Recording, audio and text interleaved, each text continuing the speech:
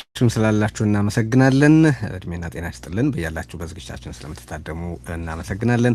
ከሁሉ አስቀድሞ ስርጭታችንን ላይክ አድርጉ፣ ቻናላችንን ሰብስክራይብ አድርጉ። ሪዮትንም በ20244118 ላይ መደገፍ ትችላላችሁ። ሪዮት ኢንክ@gmail.com የፔፓል አድራሻችን ነው። ያንንም ተጠቀሙ። እንግዲህ በኢትዮጵያ የፖለቲካዊ ወታደራዊና ኢኮኖሚያዊ ሁኔታዎች በፍጥነት ወደ ከፋ ደረጃ መለዋወጣቸው መቀጠላቸው ብዙ ውይይት ብዙ ተዋስኦ እንዲያስፈልግ ግድ ብሏል። ሰሞኑን ደግሞ በተለየ ሁኔታ የጦርነት ስጋት በእጅጉ መናሩን እንመለከታለን እና በዚያ ዙሪያ በኢትዮጵያ በህብረተሰብ ጉዳዮች ላይ ግድ አለኝ የሚል ምሁር ሁሉ መናገር አለበት ብለን እናስባለን። በዛ መሰረት ዛሬ የምንነጋገረው ከጃዋር መሐመድ ጋር ነው። ጃዋር ግብዣችንን ተቀብለህ በመምጣትህና ሐሳቦችን ልታካፍለን ስለፈቀድክ በጣም አመሰግናለሁ። እንዴት ከርመሃል? ብርድ እንዴት እያደረገህ ነው? አመሰግናለሁ። የብርዱ አይነገርም። እንግዲህ አንድ ወር ተኩል ምናምን ቀረን። ከዛ በኋላ ይነጋልናል። ነፃ እንወጣለን። እሺ፣ ብዙ ነገር ነው የምናነሳው። እንዳልኩት በዚህ ሳምንት የፓርላማ ንግግሩ ላይ አብይ የተናገራቸው ነገሮች ብዙ ንግግር ብዙ ክርክር አስነስተዋል። አንተም በድረገጾች ላይ የጻፍከውን ነገር ተመልክቻለሁ። እሱን መሰረት አድርገን እንነጋገራለን። እሱ ብቻ ሳይሆን መሬት ላይም ደግሞ ከፍተኛ የሆነ ወታደራዊ እንቅስቃሴዎች አሉ። ፖለቲካዊም የምርጫም ጉዳይ አለ። ቀጠናው ላይ ያሉት ኃይላት አስተላለፍም በተመለከተ እንነጋገራለን። ብዙ እናነሳለን። በተቻለ መጠን ጉዳዮቹን ቶሎ ለመሸፈን ጥረት እናደርጋለን እና ከፓርላማው የአብይ ንግግርን ጀምርና አብይ ከሻዕቢያ ጋር የተጣላሁት ለትግራይ ህዝብ ተቆርቁሬ በተፈጸመው ወንጀል ተቆጭቼ ነው ብሏል። እንደሰማኸው አንተ እንደጻፍከው በአማራና በትግራይ በኦሮሚያና በሰሜን ኃይሎች በሌሎች መካከል እንደዚሁ ቅራኔ ለመፍጠር ሞክረዋል እና ሄልፕ ሚ አንደርስታንድ ምንድነው ሊያደርግ እየሞከረ ያለው እዚህ ውስጥ? ሪሊ ይሄንን ስል የሚያምነኝ ሰው አለው ብሎ ያምናል ወይስ ሌላ ያላየነው ስሌት አለ? እንደው ምንድነው ከፓርላማ ብሎ የገባ? ስሜቱና ስሌቱን ማየት ያስፈልጋል። ስሜቱ ደጋግሜ እንዳልኩት ለአብይ ውሸት የታክቲካል የምትጠቀመው ለፖለቲካ የምትጠቀመው ብቻ ሳይሆን ሱስም ነው። ፓቶሎጂካል አይ ቲንክ ካልዋሸ ተናግሮ የሚረካ አይመስለኝም። ለዚህ ነው አንድ ጊዜ ጽፌዋለሁ። አላስፈላጊ ውሸቶች፣ አነሰሪ የሆኑ ውሸቶች ይወሻል። ስሌቱ አንተ ቅድም እንዳልከው ከዚህ በፊትም ሲሞክረው ነበረ።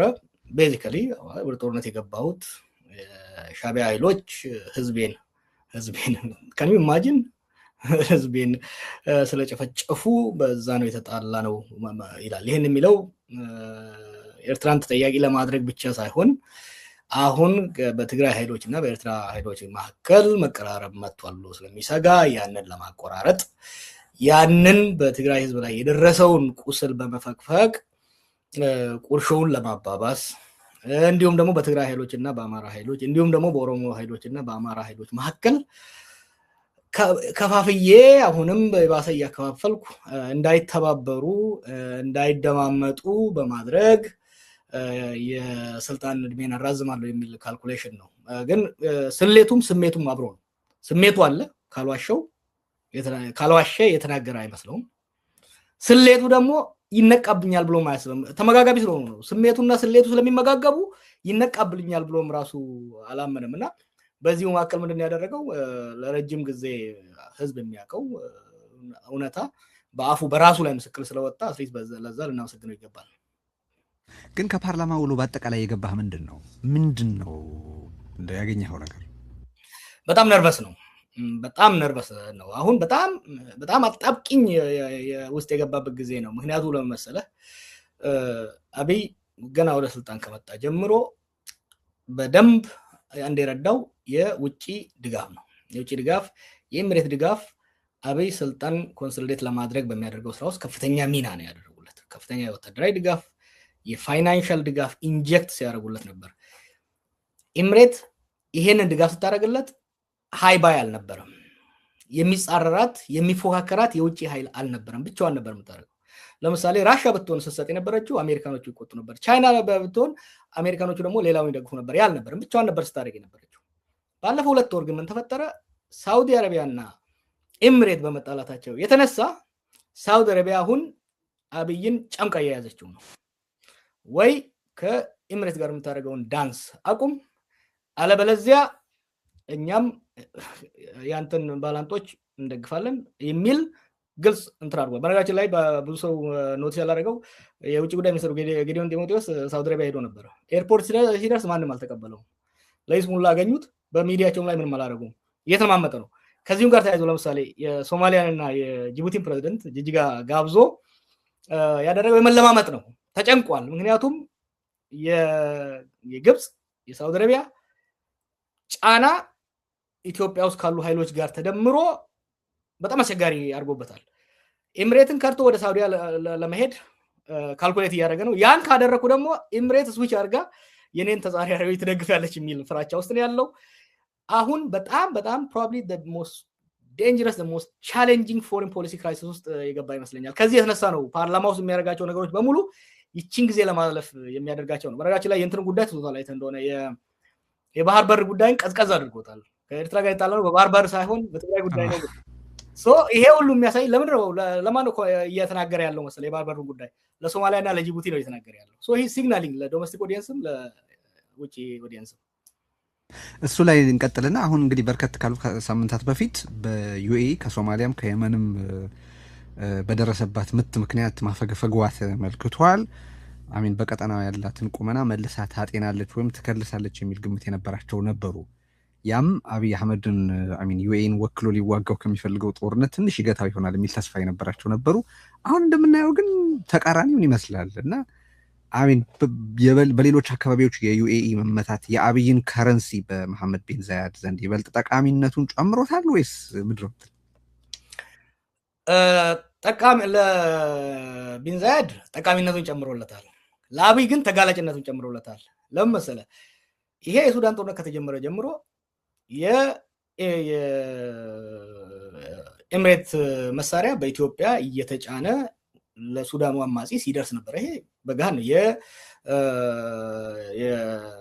የደጋሎ ወንድም አንደኛው ወንድም እኮ ቢሾፍቱ እየኖረ ከቢሾፍቱ እኮ መሳሪያ ሲያስተላልፍ ነበር። ይሄ ሚስጥር አይደለም፣ በግልጽ የሚታወቅ ነገር ነበር።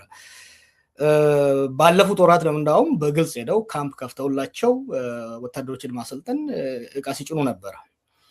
አሁን ግን ኤምሬት ከየመን ተባራ ከየመን ፊዚካል ብቻ ሳይሆን የየመኒን ኤርስፔስ አየር መጠቀም እንዳትችል በሳውዲ በኩልም ያለውንም በሌሎች የገልፍ ሀገሮችም አየር ክልል እንዳትጠቀም ስለተከለከለች በቀጥታ በኢትዮጵያ ብቻ ነው እያለፈች ያለችው። ዞራ በውሃው ላይ በመታ ከየመን አልፋ በሬድሲ አቋርጣ መታ ነው በጅቡቲ አካባቢ አልፋ በኢትዮጵያ አየር ላይ ነው ወደ ሱዳንም ወደ ሌላም ቦታ እየሄደች ያለችው። አንድ እሱ። ሁለተኛ ከሶማሊያ መባረሯ ከሌላም ቦታ መባረሯ ደግሞ ብቸኛ ለሱዳን አማጺ ድጋፍ ለማድረግ ብቸኛዋ አማራጭ አብይ ሆኖባታል።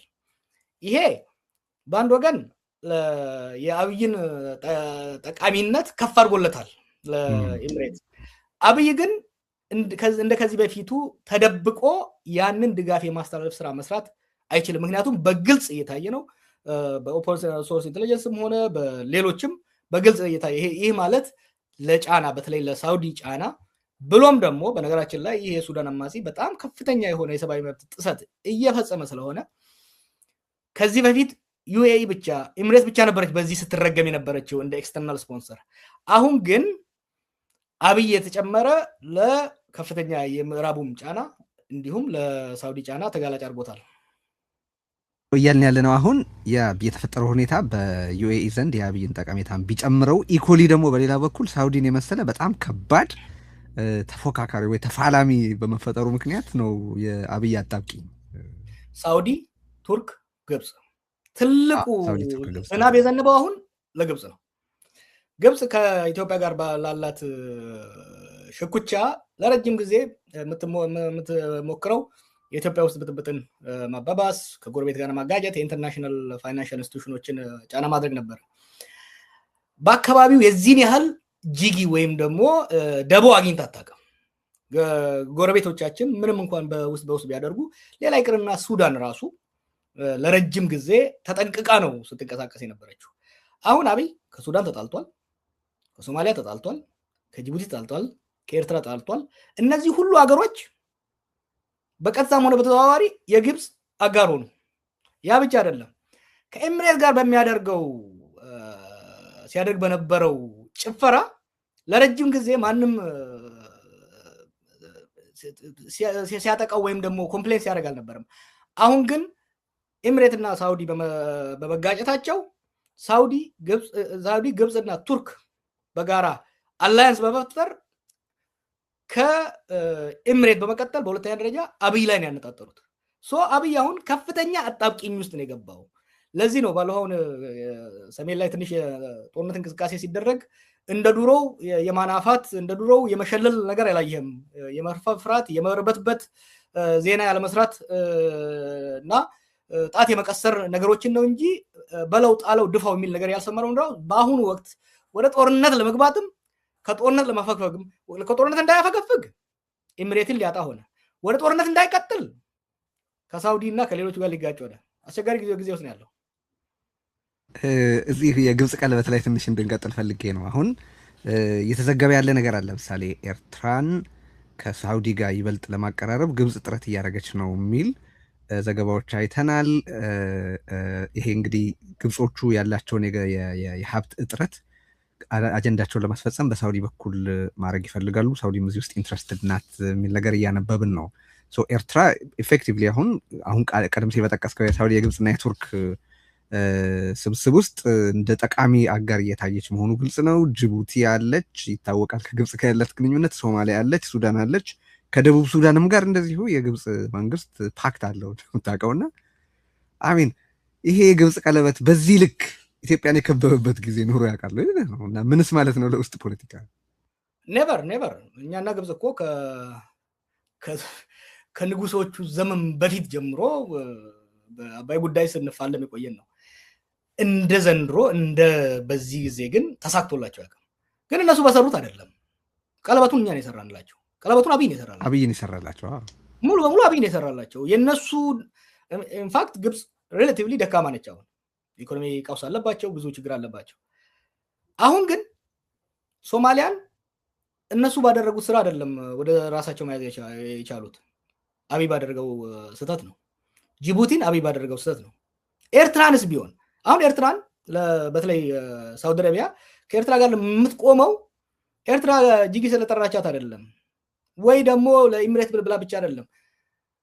ይሄንን ወደብ የአሰብን ወደብ አብይ ካልያዝኩ ብሎ የሚሄደው ለራሱ ለኢትዮጵያ አስቦ ሳይሆን ለኢምሬት በእጅ አዙር ለመቆጣጠር ነው።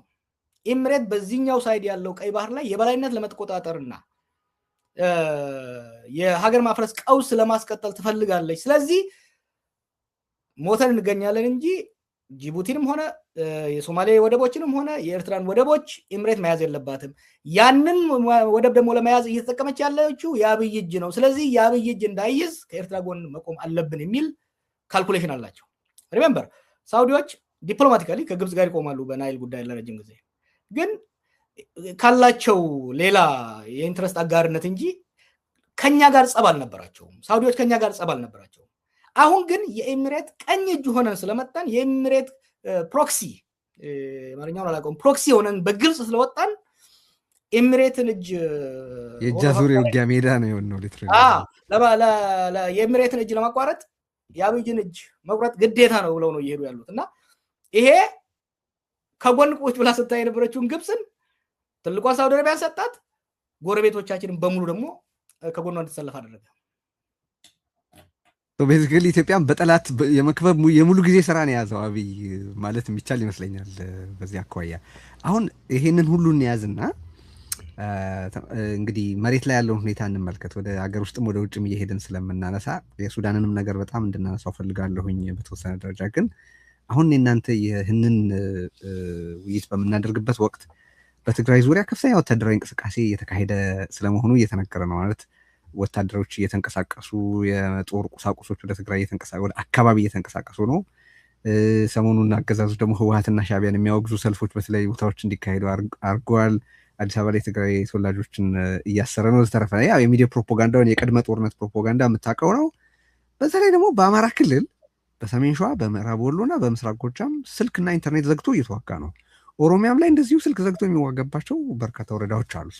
አንደኛ is there any power logic here ማለት ይህን ሁሉ የሚያብራራና የሚያገናኝ። ሁለተኛ መረጃዎችና ትንተና የሚነግሩህ ምንድን ነው ይሄ የተሰጋው አውዳሚ ጦርነት ምን ያክል ቅርብ ነው የሚለውን በተመለከተ ይኸውልህ ወደ ከተደፋሽ አይነት ነገር ነው የሆነው አብይ አሁን ባለፈው ዛሬ ወር አካባቢ የጻፍኩት ነበረ የአፍሪካ ቀንድ ሀገራት በተለይ ኢትዮጵያ ሉዓላዊነቷን አሳልፋ ሸጣለች ለኤምሬትስ። አብይ በአሁን ባለው አቅምና ባለው ቁመና ከትግራይ ኃይሎችም ከኤርትራ ጋር የመዋጋት ቁመና የለውም፣ ፍላጎቱም የለውም። ነገር ግን ኤምሬት ጦርነቱን ትፈልገዋለች። ለምን በለኝ በሳውዲ ድጋፍ እና በሌሎች በቱርኮች ድጋፍ በግብጾች ድጋፍ የሱዳን ጦር ኃይል በሳውዝ ኮርዶፋን ላይ እየገፋ እየመጣ ነው። ያንን ዲፍሌክት ለማድረግ ያንን ለማስቀየስ የሸማቂ ኃይሉ ወይ ደግሞ የአማጺ ኃይሉ የአርኤስኤፍ የሐመቲ ጦር ደግሞ ጫና መፍጠር መቻል አለበት በኢትዮጵያ ድንበር በብሉ ናይል አካባቢ በኢትዮጵያ ውስጥ የሰጠው ወታደሮች ጥቃት ከፍተዋል። ያ ብቻ በቂ አይደለም የአርኤስኤፍን ጦር ለማትረፍ ወይም ደግሞ የበላይነት እንዲይዝ ለማስቻል ሱዳን ውስጥ እየተንቀሳቀሱ ያሉ ከዚህ በፊት አይ ቲንክ አርሚ 70 ነው የሚባሉ መሰለኝ የህወሓት ተዋጊዎች አሉ።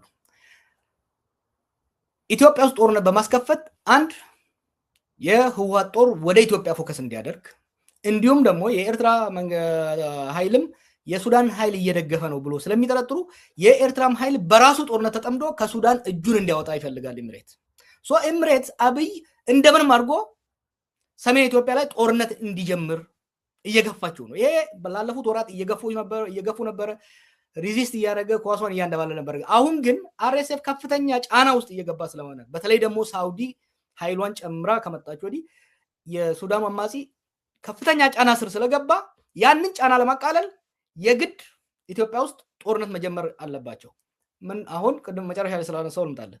ለምንድን ነው ሰሜን ሸዋ የአማራ ክልል ሰሜን ሸዋ፣ ኦሮሚያ ሰሜን ሸዋ፣ ወሎ ላይ ሰሞኑን ኢንተርኔት አጥፍቶ ከፍተኛ የአየር ድብደባ እየተካሄደ ያለው?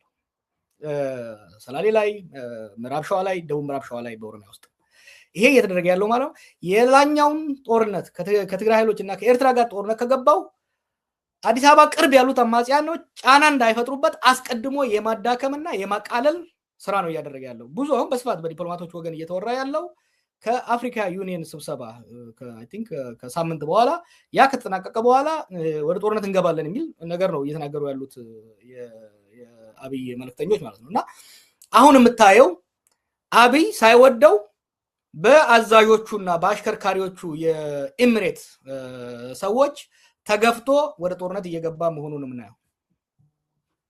ኦኬ ሰው ኦሮሚያ ላይ በተደጋጋሚ ዘመቻ አድርጎ ያላጠፋውን ኦኤልኤ አሁን በቀናት እድሜ አጠፋዋለሁ ወይ በጥቂት ሳምንታት ጊዜ ውስጥ እድሜ አጠፋዋለሁ ማለትን በአማራ ክልል ላለፉት 2 ዓመታት ተዋግቶ ያላሸነፈውን ፋኖን አሁን በቀናት ወይ በሳምንታት እድሜ ውስጥ አሸንፈዋለሁ ማለትን የትግራይ ውስጥ የትግራይን ጦርነት የምታውቀው ነው። በጣም ከፍተኛ ውድመትን ቢያደርስ ግን የአብይ ግብ ቢያንስ በማዕከላዊ እንትን በኩል ይባል የነበረው ኢፌክቲቭሊ ከፖለቲካ ካርታ ውጪ ዞር ማድረግ ከነበረ እሱም እንዳልተሳካ እንመለከታለን። እና ቅድም እንዳነሳው አውቃለሁ ግን ማድነሱ ምንም አይነት ሜተድ ስለማላይበት ነው ደጋግሜ የምጠይቅህና ይህንን ግብ አሳካለው የሚል ነው ግባቸው። ምን የተለየ ሁኔታ ስላለ አሁን ይሄ ይሳካልናል ብለው እያሰቡ ነው?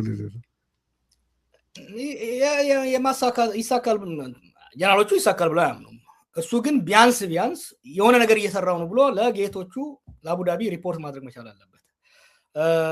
ሪሜምበር ይሄ ጦርነት እየመጣ እንደሆነ አማጽያኑ ያውቃሉ፣ ፋኖቹም ያውቃሉ፣ ኦላዎቹም ያውቃሉ። ስለዚህ ጦራቸውን አዘጋጅተው ቁጭ ብለዋል። ስለዚህ ይሄንን ተዘጋጅቶ እሱ ኃይሉን ከኦሮሚያ አውጥቶ ከማከል ኃይሉን አውጥቶ ወደ ሰሜን ሲሄድ ጓሮ እንዳይገቡብኝ በሚል ነው። አጠፋለሁ ብሎ እንኳን ተስፋ አይኖረውም። አትሊስት ለማዳከም አሁን ጦሩ ወይም ደግሞ መከላከያ ሰራዊት ከሸዋ ከወሎ ከወለጋ ስቦ ወደ ሰሜን ሳይወጣ በፊት ባለ አቅሙ አዳክሟቸው ከዛ በኋላ ጦሩን ወደ ሰሜን የመውሰድ ካልኩሌሽን ነው እያደረገ ያለው። ሉክ ማድነሱ እኮ ምን መሰለህ አብይ አንዱ ችግሩ ምን መሰለህ ነገ የሚባል ነገር የለም። በጣም አቅልሎ ነው የሚያየው። አለመማሩም ይሄ የማህይም ድፍረቱም ችግር ፈጥሮበታል። ሎክ አሁን ኢትዮጵያ ውስጥ ያሉ ኃይሎች ተባበሩብኝ ብሎ ሁሌ ይከሳል። ፋኖን፣ ኦላን፣ ቲፒኤልኤፍን ከዛ ደግሞ ኤርትራን ማን ያስተባበራቸው? እነዚህ ኃይሎች እኮ ብዙ ለፍተው የተስማሙ ሳይሆኑ ሁሉንም ተራ በተራ ስላጠቃ የጠላቴ ጠላት ወዳጄ ነው የሚል ተገደው እኮ ነው አንድ የሆኑት። he actually forced them to be united። አሁን አንዳንድ ፕሮፓጋንዳ ስታይ ባዳ የሱን ቃል እንጠቀም ሁለት አይነት ኃይሎች ተባብረውበታል ለቢላ አሁን ባንዳና ባዳ ያላቸው ባንዳ የሚላቸው እንግዲህ ኢትዮጵያ ውስጥ ያሉ ናቸው አይደል? ኢትዮጵያ ውስጥ ያሉትን ኃይሎች ፋኖና እኮ ህወሓት የዛሬ 5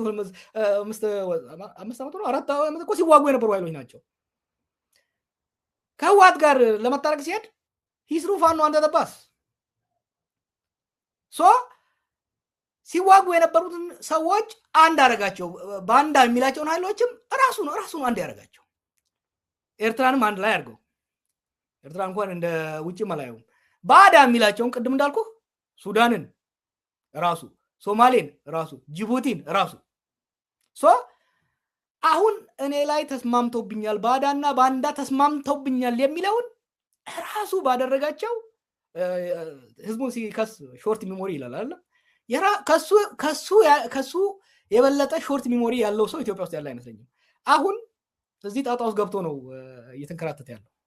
ባዳና ባንዳ ሲል እንግዲህ ራሱን ፊት የሚያደርጉት ቃላት ካልሆነ በስተቀር በሱ ልክ የኢትዮጵያን ብሔራዊ ጥቅም የሸጠም ምን ኖሩን እርግጠኛ አይደለሁም እውነት ለመናገር እና በዚህ ልክ የገዛ ራሱን አገር የጠላት ሀገር ይመስል ብሪክ ባይ ብሪክ የሚያፈርስ መሆኑን ስናይ ባዳና ባንዳ የሚለው ስም ለሱ ብቻ ነው ለሱ ነው በትክክል ፊት የሚያደርገው ነው ብዬ የማስበው። እና ኦሮሚያ ላይ ስላለ ሁኔታ እስቲ እናውራ። ማለት ብዙ ጊዜ ከግምት ፖለቲካዊ፣ ወታደራዊ ወይም የሰብአዊ መብት ጥሰቶችን በተመለከተ ሲነሳ በኦሮሚያ ውስጥ የሚፈጸመው በጣም ሰፊ የሰብአዊ መብት ጥሰት አይነገርም።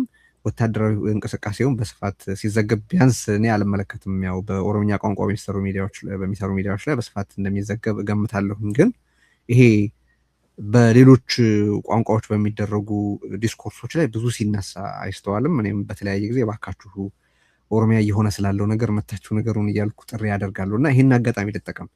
ኦሮሚያ ስላለው ፖለቲካዊ ሁኔታ፣ ወታደራዊ ሁኔታና በተለያየ ጊዜ የገለጽከውም ቢሆን የሰብአዊ መብት ጥሰቱ ስለቀጠለ ያንን በተመለከተ የፖለቲካ ምህዳሩን፣ ኢኮኖሚውን፣ ወታደራዊ ሁኔታውንና የሰብአዊ መብት ጥሰቱን በተመለከተ እስቲ ንገረን።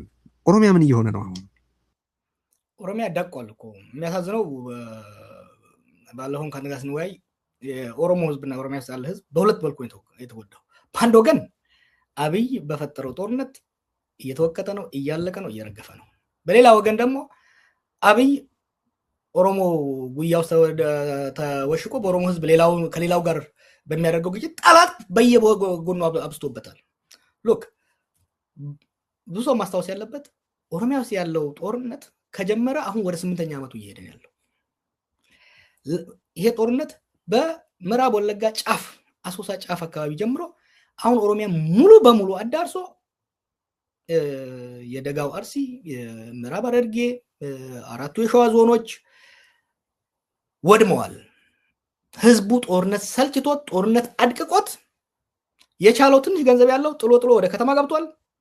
ገበሬው ግን ልጆቹን አጥቶ ንብረቱን አጥቶ በህይወት የተረፈው በፈጣሪ እጅ ነው ያለውና ኦፍኮርስ አይዘገብም፣ ኦፍኮርስ ሽፋን አያገኝም። ግን ኦሮሚያ ውስጥ ያለው ሰፈሪንግ በነገራችን ላይ ሌላ ጊዜ በስፋት እንጫወታለን። ኦልሞስት አፓርታይድ አይነት አገዛዝ ነው ኦሮሚያ ውስጥ እየተደረገ ያለው። ኦሮሚያ ውስጥ ያሉ ህጎች ሌላ አካባቢ ያሉ በግብር እንዴት? እስቲ እሱን ንገረን። እኔ እኮ በጣም እሱን ነው ማወቅ የምፈልገው። በጣም ጥሩ። ለምሳሌ ከህዝብ የሚሰበሰበው ገንዘብ 17 የተለያዩ አይነት ስሞች ቡሳ ጎነፋ ከዋናው ግብር ውጪ ማለት ነው። የቡሳ ጎነፋ፣ የሚሊሻ ልብስ፣ የሚሊሻ ምግብ፣ የኮሪደር፣ የፓርቲ መስሪያ ቤት 17 አይነት መዋጮ ይሰበሰባል። ይሄ መዋጮ ግን የሚሰበሰበው በማባበል በማግባባት አይደለም። አልከፍልም ካልክ ትገደላለህ። ማአት ሰዎች ስለጥፍ ነበረ የሚሊሻ ገንዘብ መክፈል ስላልቻሉ የፓርቲ መስሪያ ቤት መክፈል ስላልቻሉ መታሰር አይደለም የተገደሉ ማአት ሰዎች አሉ። ምዕራብ ሐረርጌ ላይ፣ አርሲ ላይ፣ ወለጋ ላይ አንድ እሱ። ሁለተኛ በኢኮኖሚ ላይ የገዢው ፓርቲ የፈጠረው ሞኖፖሊ አሁን የኦሮሚያ ሶቨሬን ፈንድ የሚል ፈጥረዋል። አዳማ ቢዝነስ ግሩፕ የሚል ፈጥረዋል። ይሄ እነ ሽመልስና እነ አብይ ከተወሰኑ ግብረ አበሮቻቸው ጋር ያቋቋሙት ድሮ ህዋት ላይ ኤፈርት ብለን ስንከሰው የነበረውን አሁን በየቦታው አቋቁመው ኮንስትራክሽን፣ የውጭና ገቢ ንግድ፣ ግብርና ለምሳሌ አርሲና ባሌ ነው ታዲያ ትልቅ የእርሻ መሬት ያለው ኦሮሚያ ውስጥ አብዛኛውን መሬት ቡሳ ጎንፋ በሚል የህዝብ እርዳታ መሆኑ እኮ ነው ወስደውት የመንግስት እርሻንም የገበሬም እርሻ ወስደውት ህዝቡን አፈናቅለውታል። እየተባለ ያለው ይሄ እርሻ አሁን ለስሙ በመንግስት ተይዞ ከዛ በኋላ ለኤምሬት ተላልፎ የሚሰጥ ነው። እና ኦሮሚያ ውስጥ ያለው ግድያው፣ እስሩ በግልጽ እኮ ነው። አይደው ሰምተህ እንደሆነ ሽመልስ አንድ ጊዜ ቀርቦ መሬት ስናፈናቅል ለተለያየ ስራ ስናፈናቅል ካሳ የመክፈል ግዴታ የለብንም እና ሌላው አካባቢ ካለው የበለጠ ጭቆናው ኦሮሚያ ውስጥ እኮ ያሉ እስር ቤቶች በነገራችን ላይ ቅድም ለልደቱ ስለገሩ ነበር። ቢሾፍቱ ያለው የልደቱ የተወሰዱት ቤት አለ አይደል? የቶርቸር ቻምበር አድርገውታል። በትምህርት ቤቶች ኦሮሚያ ውስጥ አሁን ያለው we are not exaggerating ቴዲ በአያቴ የኃይለ ሥላሴ መንግስት ታገለ፣ አባቴ የደርግን ታገለ፣ እኔ ወያኔ ስታገል ነበር። በእነኛ ዘመን ሁሉ አሁን ኦሮሚያ ውስጥ ያለው አይነት መከራ የመንግስት ብልግና፣ እንደ መንግስት ትገደላለህ፣ እንደ ግለሰብ ትዘረፋለህ፣ እንደ ትዋረዳለህና ኦሮሚያ ውስጥ ያለው እኮ I don't know how to explain it is totally different። ደቡብ ውስጥ ጭቆና አለ፣ አፈና አለ፣ ግን እንደዚህ አይነት መዳፈርና ምክንያቱም አስቀድሞ የተናገሩት ነገር ስለሆነ ኦሮሚያን ረግጠን ከገዛም በኋላ ሌላውን ኦሮሚያ ላይ ቆመን ሌላውን መከላከል፣ ኦሮሚያን ረግጦ የመስበር ሌላውን ደግሞ በተቻለ መጠን የመከላከል ስራ ነው የምንሰራው ብለው ስለሄዱ ኦሮሚያ ላይ በጣም ከፍተኛ የማድቀቅና የማውደም ስራ ነው የሰሩት። ኦኬ አሁን የማይመጣጠንልኝ እኮ መሰለ ይሄ እንደሚሆን እገምታለሁ። እውነት ለመናገር በብዙ መልኩ የሚወጡ ሪፖርቶችን ለመከታተል እሞክራለሁኝ። የሚጻፉ ነገሮችንም ሰዎችንም ለመጠየቅ የሆነ አንደርስታንዲንግ እንዲኖረኝ እሞክራለሁ። ግን በዚህ ደረጃ እየተቀጠቀጠ ያለ ህዝብ ህመሙ ሊቁን ለምን በዛ ልክ በፖለቲካ እንቅስቃሴ ውስጥ አክቲቭ አላደረገውም? እንግዲህ በአሰርሽኑ የምትስማማ ከሆነ ማለት ነው። ምንድን ነው የነካው ታዲያ ኢሊቱ? ለምንድን ነው በዚህ ልክ ያለውን የህዝብ ስቃይ ከዚህ በፊት በጣም አክቲቭ የነበረ በጣም የተደራጀ የነበረ ከፍተኛ ድምፅ የነበረው ነው ለዓለም ህብረተሰብ ይሄ እንዲታወቅ ለማድረግ ሚዲያዎች እንዲዘግቡት ለማድረግ ሌሎች ኢትዮጵያውያን ይሄን እንዲያውቁት ለማድረግ በጣም የተዳከመ አይመስልም? ምንድነው ምክንያቱ? የተለያዩ ምክንያቶችን ብዙ ምክንያቶችን መደርደር እንችላለን። ዋና ዋናዎቹን ብቻ ልጥቀስልህ። አንደኛ የሙቭመንት ኤግዞስሽን ላለፉት 50 ፕላስ ዓመታት ትግል ውስጥ የቆየ ህዝብ ነው። ኤግዞስት አደረገ። ትግል ሲራዘም ኤግዞስት አሁን ትግራይ ውስጥም እያየው ነው። በራቸው ላይ ትግራይ ውስጥም ኤግዞስሽን እየመጣ ነው። ይሄ ትግል ውስጥ ስትቆይ ህዝብ ትግል ትታገልና ለውጥ ታመጣለህ። ያ ለውጥ ግን የምትፈልገውን ፍሬ አላፈራ ሲል ተስፋ የመቁረጥና በቃ እጅ መስጠት ስርዓቱን ስለወደድከው ሳይሆን ኤግዞስትድ የመሆን የመዳከም የመሰላቸት ነገር አንድ አለ። ሁለተኛ የኦሮሞ ትግል ከሌላ ወገን በመጡ ገዢ ቡድኖች ላይ የተቀረጸ ነበር ለረጅም ጊዜ። አሁን ከአብራኩ የወጡ ሰዎች ስልጣን በመያዛቸው ክፍፍል ፈጥሯል። ምን አይነት ክፍፍል ፈጠረ? አንደኛ አሁን ኦሮሞ በሁለት ቦታ ብቻ ነው የተከፈለው፣ የሚበላና የሚበላ። ከአብይ ጋር ተለጥፎ ሀገር የሚዘርፍ እና በእነ አብይ የሚዘረፍ የሚገደል የሚበላ። the division is only two between the haves and the have-nots። አሁን haves የምንላቸው እየበሉ ያሉትም እየተበሉ ያሉትም ለመታገል ትንሽ የሚያስቸግራቸው ነገር አለ። ሌላው ኤሊት መረዳት አለበት። ምንድነው? በአንድ ወገን ቅድም ያልኩህ ኤግዞሽን አለ። በሁለተኛው ግን ለውጥ ቢመጣ ነገሮች ይሻሻላሉ ወይስ ይባባሳሉ የሚል ክርክር አለ። ይሄ ስቴት በእኛ ስም ነው ይሄ ሰውዬ ስልጣን ላይ ያለው። ይሄ ሰውዬ ቢወገድ ይቺ ሀገር በእኛ ስም መፍረሷ ነው ወይ? are things going to be better or worse? አንድ እሱ ነው። ሁለተኛ ከሌሎች እየታገሉ ያሉ ኃይሎች በተሳሳተ መልኩ አብይን ከኦሮሞ ጋር አያይዘው ሲያደርጉ የነበረው እንኳን የተሻሻለ መጥቷል ባለፈው አንድ ዓመት ሲያደርጉ የነበረው ዘመቻ አብይ ከፍተኛ ገንዘብ አፍስሶ ከሚያደርገው እኔ የኦሮሞ መንግስት ነኝ እኔ ከሄድኩ ይበሏቸዋል ከሚለው ጋር ተመጋግቦ የተወሰነውን ኤሊት አብይን እንዲደግፍ ሳይሆን አትሊስት ሽንጡን ወጥሮ እንዳይታገል አድርጎታል። ከዚህ ጋር የተያያዘ ነው የሙቭመንት ኤግዞሽን አለ። ሌላው ደግሞ አንሰርቴኒቲ አባውት ዘ ፊውቸር ቀጥሎ የሚመጣው አንደኛ አገር በስማችን ይፈርሳል ወይ? ይሄን ስልህ ስርዓት ውስጥ ያሉ ጀነራሎቹ ሚኒስቴሮቹ ይሄ የዚህ ሰውዬ እብደት ኦሮሞንም ኢትዮጵያንም ለአገደጋ እያደረሰ መሆኑ ኮንሰንሰስ አለ ኦሮሞ ውስጥ የሚገርም ግን ወጥረን ብንታገል አንድ ሀገር ይፈርሳል። ሁለተኛ ይሄ ከሌላው ቦታ የሚደረገው ፕሮፓጋንዳ መጥቶ የባሰ ያጫርሰናል ወይ የሚል ስለ ወደፊት የመስጋት የመጠራጠር ሁኔታ ነው የሚታየው። እሺ እንግዲህ ይሄ አይ ቲንክ የበለጠ መነገር የበለጠ ማወቅ አለብን።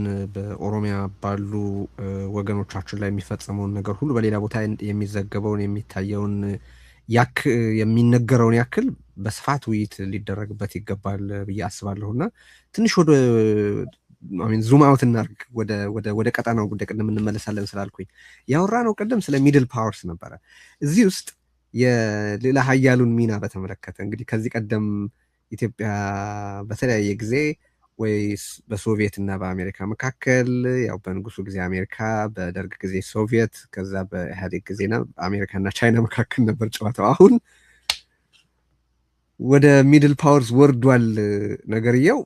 በአንተ እይታ ይሄ የቀጣናው የአፍሪካ ቀንድ ቀጣና በአሜሪካና በመሰሎቿ ቶታሊ ለሚድል ፓወርስ አውትሶርስ ተደርጓል? ሰሞነኛው የአፍሪኮም ምንድነው ጉብኝት በኢትዮጵያ ውስጥ የነበረው ውይይትስ ምንን ታሳቢ ያደረገ ነው? የነዚህ ኃይላት ሚና አሁን ኢትዮጵያ ውስጥ እየሆነ ባለው ነገር ውስጥ ምንድን ነው የሚለውን ጥሩ ነው ያነሳው። እንግዲህ ሁለት ኃይሎች የእኛን አካባቢ እያራወጡት ነው። በዓለም ላይ ሁለት አይነት ፉክክር እየተካሄደ ነው። አንዱ በሱፐር ፓወር ወይም በዋና ሀያላን ሀገራት በሶስቱ በአሜሪካ በራሽያ እና በቻይና መካከል ያለው ፉክክር ጦፏል። የአሜሪካ የበላይነት እየተሽቆለቆለ ቻይና እየወጣች ራሽያ መሀል ላይ እየተጫወተች ያለችበት ሁኔታ ነው ያለው።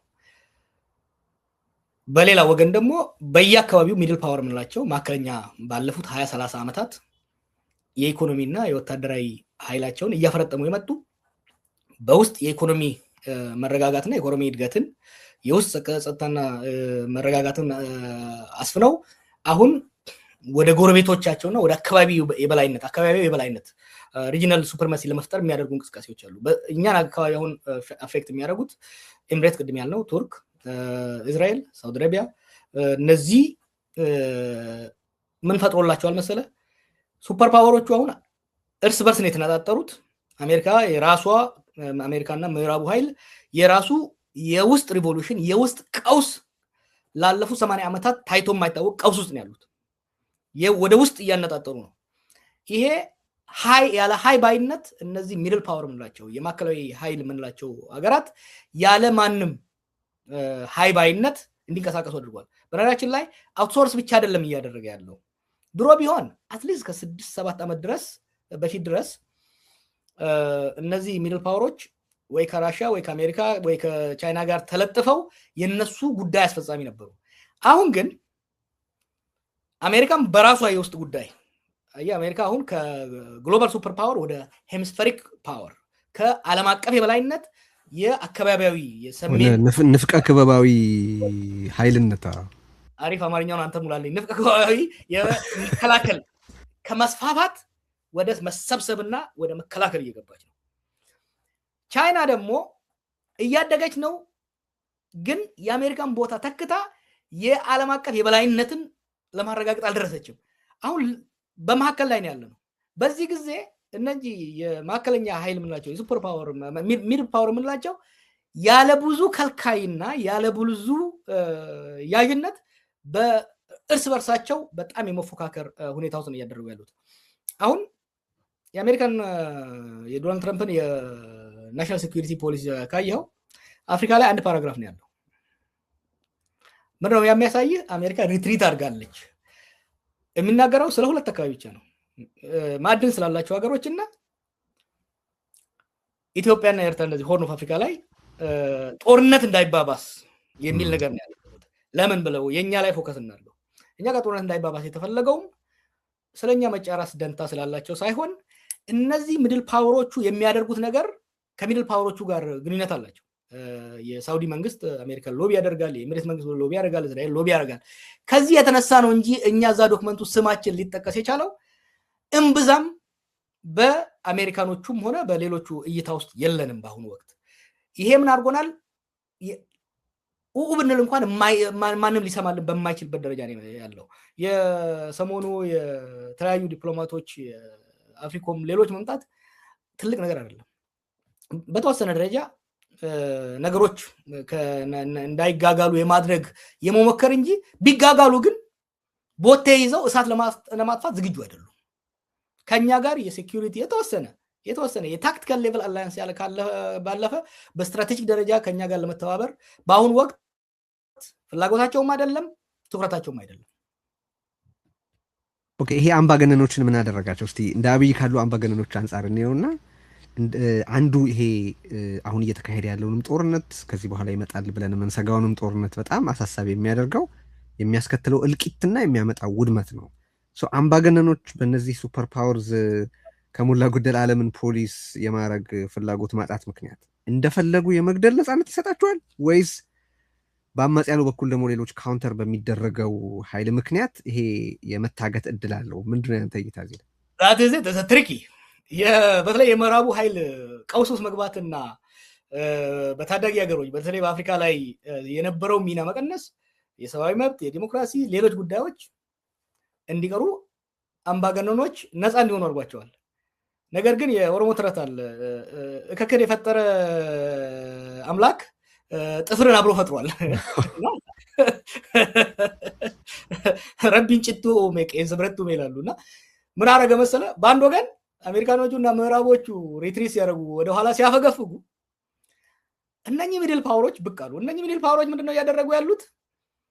አንዱ አምባገነን ከአንዱ ጋር ሲለጠፍ ሌላው የሚድል ፓወር ደግሞ የማከለኛ አቅም ያለው መንግስት ደግሞ አማጺን የመደገፍ በተለይ ደግሞ ሁለት ፊሎሶፊ ነው እየተከተሉ ያሉት። ሰው በደንብ መረዳት አለበት። እኔ ለምን ከኤሚሬት ጋር የሚደረገው ዳንስ የአብይ ተቃዋሚ ስለሆንኩ ብቻ ሳይሆን ለኢትዮጵያ አደጋ አለው ብዬ የማስበው የኤሚሬት ፊሎሶፊ እና የቱርክ የሳውዲ ፊሎሶፊ ኤክስፓንሽኒስት ፊሎሶፊ የጂኦፖለቲካል ኢንፍሉዌንሳቸውን የጂኦፖለቲካል የበላይነታቸውን ለማረጋገጥ የሚከተሉበት ፊሎሶፊ ይለያያል። ኤሚሬት በጣም ትንሽ ሀገር ነች፣ የንግድ ማዕከል ነች። ኢትስ ጀስት አ ሾፒንግ ሞል ይላል አንድ አሜሪካዊ ጓደኛዬ። ምን ነው እነሱ የሚፈልጉት? በአብዛኛው ከኢትዮጵያ በስተቀር በአብዛኛው አካባቢ ላይ አማጽያንን ነው፣ መንግስታትን በማዳከም አማጽያንን የሚደግፉት። መንግስታት እንዲፈርሱ ነው የሚፈልጉት። ሶሪያም ላይ ይሁን፣ የመን ላይ ይሁን፣ ሊቢያ ላይ ይሁን፣ ሱዳን ላይ ይሁን፣ ሶማሊያ ላይ ይሁን አማጽያንንና አማጽያንን ብቻ ሳይሆን ሪጂናል ተገንጥሎ ሀገር የሚሆን አይደለም የሚያደርገው። ከኬኦስ ነው የምናተርፈው የሚል ነው። ስታቢሊቲ ሳይሆን ኬኦስ ነው የሚጠቅመን የሚል እይታ ነው። አዎ፣ ለምን መሰለህ? ምነው እነዚህ ኤሚሬቶች ይፈልጉት ማዕድን ነው የሚፈልጉት። የሎንግ ተርም ኢንቨስትመንት የሚያስፈልግ ነገር ሳይሆን ኤክስትራክቲቭ ኢሚዲየትሊ የምትወስደውን አይነት ሪሶርስ ነው የሚፈልጉት። ይሄንን ደግሞ አንድ ሀገር ሉዓላዊ ሀገር ከሆነ ለምሳሌ አንድ ሉዓላዊ ሀገር ጋር ረጋ አይቻልም። ረግጠህ ራሱ ያንተ ራሱ ደጋፊ ቢሆን አላያንሱ ካንተ ጋር ቢሆን ራሱ ሉዓላዊ ሀገር ፈርጠም እየሄደ ፈርጠም እያለ የመሄድ አቅም አለው። ግን አንድን ሉዓላዊ ሀገር ለሰባት ቦታ ከከፋፈልከው እያወዳደርክ አንዱን ከአንዱ እያጋጨህ በርካሽ ዋጋ እቃቸውን የመግዛት አቅም አለ ማለት ነው። ይሄንን ከዚህ በፊት ኮንጎን እንውሰድ ለምሳሌ። ኮንጎ በጣም ከፍተኛ ማዕድን ያላት ነች። ለረጅም ጊዜ ግን የተለያዩ አማጽያንን በመደገፍ የኮንጎ መንግስት ሆኖ እንዳይወጣ በመከላከል ማዕድናቸውን እንደፈለጋቸው ሲዘርፉት ከረሙ። ምዕራባኖቹ ድሮ ማለት ነው። ያንኑ ሞዴል ነው ኤሚሬት ይዛ የመጣችው። አሁን ኤሚሬት መጣ የሱዳን መንግስት በሙሉ ካፈራረሰች በኋላ በተለይ ደግሞ ስትራቴጂክ በሆነ ሪሶርስ ባለው አካባቢ ላይ ያሉ አማጽያንን ወይ በመደገፍ ወይ በመፍጠር ስርዓተ መንግስት የማፍረስ ፖሊሲ ነው የምትከተለው። ኢትዮጵያ ውስጥ እስካልከኝ አብይን ልክ እንደ ተራ ሽፍታ ስለምታየው፣ ምክንያቱም እንደ መንግስት አክት ስለማያደርግ መንግስታዊ ባህሪ ስለሌለው እንደ ከኢፍጣር ከሊቢያ ካለው ኢፍጣር ወይም ደግሞ ከሱዳኑ የሽፍታ መሪ ለይታ አታየውም አብይ። በዚህ አንጻር ነው እየሄደች ያለችው። የቱርክና የሳውዲ ለየት ይላል። እነሱም በእኛ አካባቢ ላይ የበላይነት እንዲሯቸው ይፈልጋሉ። ነገር ግን ትልልቅ ኢኮኖሚዎች ናቸው። እነሱ ትልልቅ ሀገሮች ናቸው። የሰርቪስ ሴንተር የንግድ ማዕከል ሳይሆኑ ቱርክ ለምሳሌ የምትፈልገው ሁለት ነገር ነው። ወደ ኢትዮጵያም ሆነ ወደ ሌሎች ሀገሮች አንደኛ ኤክስፖርት እንደ ቻይና ኤክስፖርት ገበያ እንድንሆንላት ትፈልጋለች። እኛ ጋር ምርት ማኒፋክቸሪንግ ኢንዱስትሪ ስለሆነ እኛ የማኒፋክቸሪንግ ፕሮዳክታቸው የፋብሪካ ፕሮዳክታቸውን እንድንገዛ ይፈልጋሉ። ሁለተኛ በአሁኑ ወቅት በኮንስትራክሽን በተለያዩ ፕሮጀክቶች አቅማቸው እየጠነከረ ስለሆነ እኛ ጋር በመምጣት የእኛን መንገዶች በመስራት የእኛን ሌሎች በመስራት እኛ ጋር ማትረፍ ይፈልጋሉ። ለዚህ ስቴት ሜኪንግ ኢንቨስትመንት ነው ማድረግ የሚፈልጉት። ስርዓተ መንግስትን ተለጣፊም ቢሆን ግን ስርዓተ መንግስትን የሚያስቀጥል ነገር ነው የሚፈልጉት። ሳውዲም እንደዛ። ሳውዲ ማለት የአካባቢያችን ትልቁ ኢኮኖሚ ነው። አሁን ወደ 35 ሚሊዮን 40 ሚሊዮን የሚሆን ህዝብ ያለው ነው። የእርሻ መሬት የለውም። ከሱዳንም ሆነ ከኢትዮጵያ ጋር ከፍተኛ ኢንትረስታቸው ከግብርና ጋር የተያያዘ ነው። ከግብርና ሊያተርፉ የሚችሉት ኢን ሎንግ ተርም ግብርና እንደምታውቀው ሎንግ ተርም ኢንቨስትመንት እና ሰላም ካለ ማተርፍ የሚችሉት ደግሞ ስርዓተ መንግስት ሲኖርና ሰላም ሲኖር መረጋጋት ሲኖር ነው። ይሄ ነው የሁለቱ ፊሎሶፊ ልዩነት። ከጥቅማቸው ከሚያደርጉ ካልኩሌሽን የተነሳ ነው። ከዚህ አንጻር አሁን ምንድነው ወደ አንተ ጥያቄ ስመለስልህ በምዕራቡ ከዲሞክራሲ ሪትሪት ማድረግ አምባገነኖችን የሚጠቅም ቢመስል ደግሞ ሁለት የተለያየ ፊሎሶፊ ተከትለው የሚመጡ የአካባቢ የበቀሉ የሚድል ፓወሮች መምጣት ደግሞ አምባገነኖች እንደፈለጋቸው ጨፍልቀው ለመኖር እንዳይችሉ አማጺዎቻቸው እንዲጠናከሩ እድል የሰጠ ሆኖ ታይቷል። ስደምረው ግን ለሀገርና ለህዝብ በተለይ ለሀገረ መንግስት ግንባታ ከፍተኛ አደጋ ከፍተኛ ፈተና የሚያመጣ ሂደት ነው። ኦኬ አብይ ከዩኤ ጋር ተባበረ ኢትዮጵያን ቨሰል ስቴት አረጋት እንላለን። ግን ምን ማለታችን ነው? የዩኤ ጣልቃ ገብነት ምን ድረስ ነው ሪሊ በትክክል ይቀመጥ ቢባል በኢትዮጵያ ውስጥ የሁለት ሀገሮች ግንኙነት ፓርትነርሺፕ ወይ አጋርነት ሊሆን ይችላል ወይ ተለጣፊነት ሊሆን ይችላል። ልዩነቱ ምንድን ነው? አጋርነት እኔ እንደ አንድ ሀገር መሪ ሆንኩ፣ አንድ ሀገር ካለኝ አንተ አንድ ሀገር ካለህ አንተ በኢንቨስትመንት ሊሆን ይችላል በወታደራዊ ድጋፍ ልታደርግልኝ ትችላለህ። እኔ ደግሞ አንተ የሌለህን መሬት ሊሆን ይችላል ሌበር ሊሆን ይችላል አቀርባለሁ። ሉዓላዊነታችን ነው። እንደራደራለን። እኔም የምደራደርበት አቅም አለኝ። ቢያንስም ቢበዛም ቢከማም ሉዓላዊ ነኝ። እደራደራለሁ፣ አንተም ትደራደረኛለህ። በዛ ነው የምንሄደው። ኢትዮጵያን ለምሳሌ እንውሰድ። በደርግ ጊዜ አሁን ኢትዮጵያ በጣም የተለጠፈችው በደርግ ጊዜ ነው ከሶቪየት ጋር። የዛ ጊዜ እንኳን ቢሆን እንደ መንግስት ነው ሄደን ትብብር ውስጥ የገባ ነው። አሁን ግን ኢሚሬቶቹ እንደዛ አይነት ነገር አያደርጉም። መንግስት ለመንግስት የሚባል ነገር አይፈልጉም። ከግለሰቦች ጋር ነው። ይሄ እኔ እኮ ፐርሰናል ያየሁት እንደምነግርህ። ስትሄድ አሁን ስለ ሀገር አይደለም የሚያዋይሩ፣ ስለ ክልል ራሱ አያናግሩም። ስለ አንተ ጥቅም ነው የሚያዋሩ። ምንድነው ተለጣፊ እንደምንለው ከነሱ ጋር የምናደርገው ግንኙነት አንደኛ መንግስታዊ አይደለም፣ ኦፊሴላዊ አይደለም፣ ግለሰባዊና ኢ ኦፊሴላዊ ነው። ከአብይ ጋር ብቻ ሳይሆን አሁን አልፈው ከጀነራሎቹ ጋር ከክልል ፕሬዝዳንቶቹ ጋር ግንኙነት ፈጥረዋል። ትንሽ ብትቆፍር ብዙ ነገር ታያለህ። ኢ መንግስታዊ ነው፣ ከመንግስታዊ ጋር የሚሄድ አይደለም። መንግስት ለመንግስት የኢሚሬት መንግስትና ዩናይትድ አረብ ኤሚሬትስ መንግስትና የኢትዮጵያ መንግስት አይደለም። አብይና ቢን ዛይድ ናቸው። ወይ ደግሞ ከዛው እንደወረደ ይሄዳል። አጋርነቱ ተለጣፊ ነን የምለው ለምን መሰለህ? ኤሚሬትስ አሁን ኦፊሻሊ የምናውቀው ወደ 4 ቢሊዮን ከዛ በላይም ኢትዮጵያ ላይ እንዳፈሰሰች እነሱን እስከ 10 ቢሊዮን ይናገራሉ። ኢትዮጵያ ላይ እንዳፈሰሱ እናያለን። ይህን ነው ያ ገንዘብ ሄደው። በኤሚሬት የተገነባ አንድ መንገድ አለ ኢትዮጵያ ውስጥ? በኤሚሬት የተገነባ አንድ የመብራት እንትን አለ? ትምህርት ቤት አለ? ኢንፍራስትራክቸር አለ? በኤሚሬት ገንዘብ የፈጠርነው የስራ እድል አለ ወይ? የሚያሳየኝ ሰው ካለ ለመታረም ሬዲ ነኝ። አይ ሃቭ ኖት ሲን ኢት። ለምሳሌ ከቱርኮቹ ጋር ነበረ የኢህአዴግ መንግስት አይደለም? ኮራፕሽን ውስጥ ገብተዋል፣ ምንም ጥያቄ የለውም። ግን የባቡር መንግስት ሰርተዋል፣ እየሰሩ ነበረ። የጨርቃ ጨርቅ ሰርተዋል። ቻይናዎቹን ውሰዳቸው። ከቻይናዎቹ ጋር ስናደርገው በነበረው ግንኙነት ብዙ መንገዶችን ሰርተዋል። የቻይና አሻራ ይታያል ኢትዮጵያ ውስጥ። የቱርክ አሻራ ይታያል። የአሜሪካ የስዊድን አሻራ ይታያል። የኤሚሬት አሻራ የለም። ምን ማለት ነው? ያ ወደ ኢትዮጵያ አፈሰስ ነው የሚለው ገንዘብ ወደ ኢትዮጵያ መንግስትና ወደ ኢትዮጵያ ህዝብ ወይም ደግሞ ስርዓተ መንግስት አልሄደም፣ ወደ የኢትዮጵያ ባለስልጣናት ሄደው። ስለዚህ ግለሰቦቹ ብሔራዊ ጥቅምን ሳይሆን ግለሰባዊ ጥቅምን እንዲያስቀድሙ ማድረግ ኤምሬት ቤዚካሊ ከኛ ውስጥ ግለሰቦችን፣ መሪዎችን፣ ጀነራሎችን ነው የገዛችው። ከኢትዮጵያ መንግስትና በኤምሬት መንግስት መካከል ግንኙነት የለም። ይሄ ነው ተለጣፊ የሚያደርገን። ቫሳል ስቴት የምንለው ምንድነው?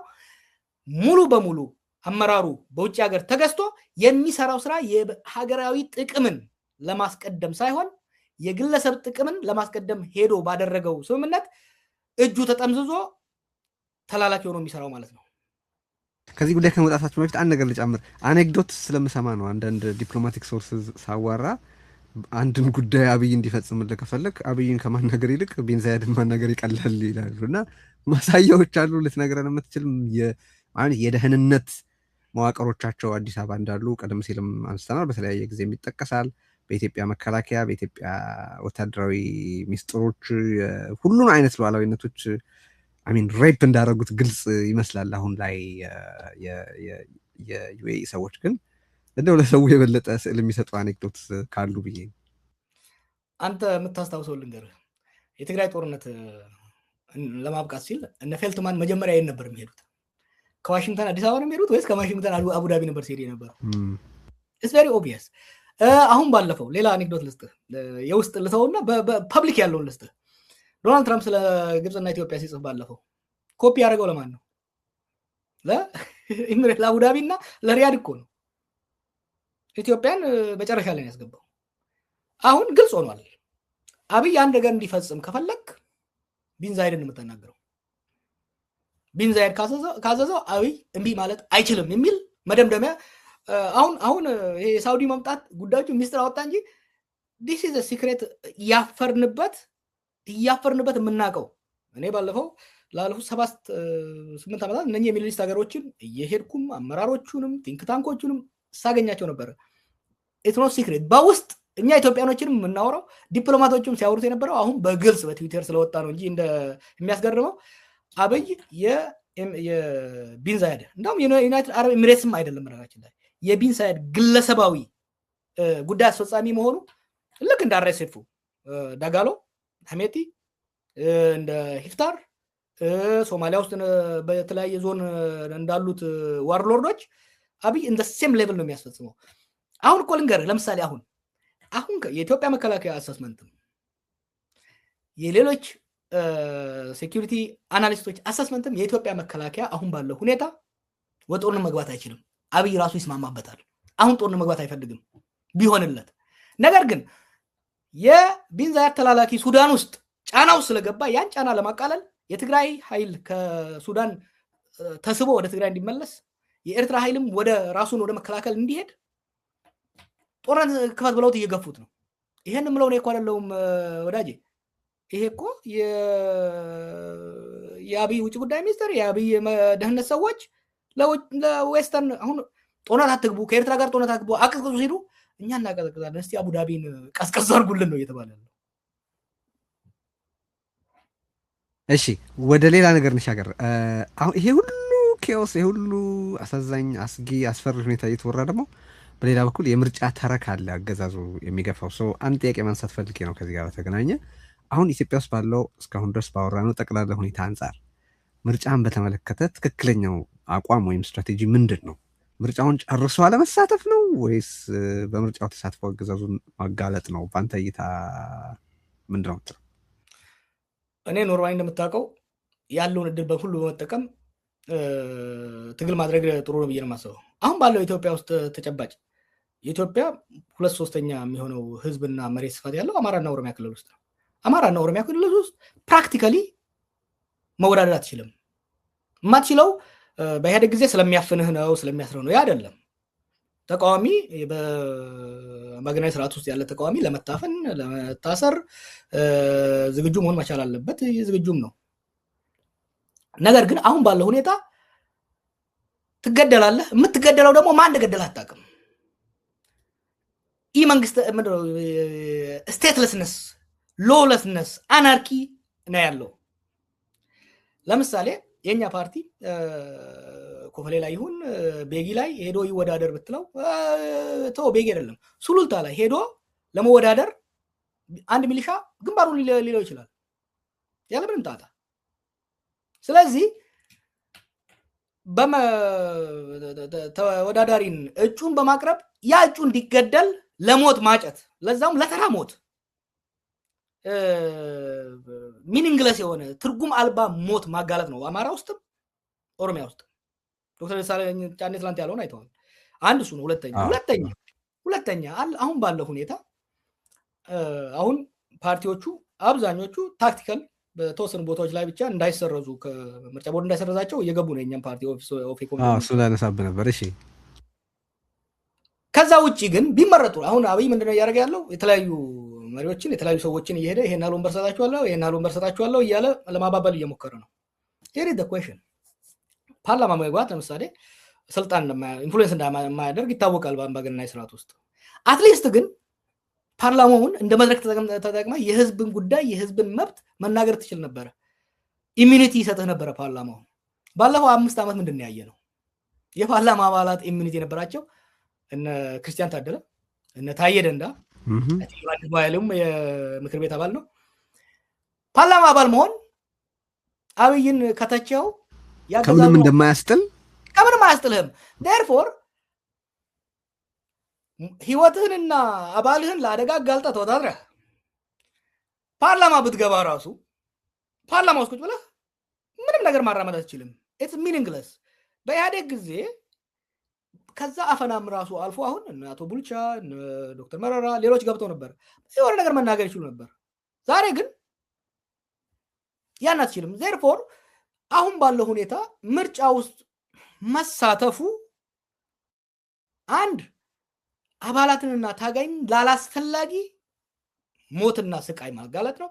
ሁለተኛ የስርዓቱን ለጊዜው የስሙላ ተቀባይነት ለማድረግ ካልሆነ በስተቀር አሁን ኢትዮጵያ ምርጫ ውስጥ መግባት እኔ ለምን ገንዘብ እንደሚያባክኑ ራሱ አይገባኝም። አሁን በነገራችን ላይ እንተናቆታል። አሁን የምዝገባውን ለሶስተኛ ጊዜ እያራዘሙት ነው። ለምን ነው ታውቃለህ? ሰው ስላጡ ነው። ሰው የለም፣ የሚመዘገብ ሰው የለም።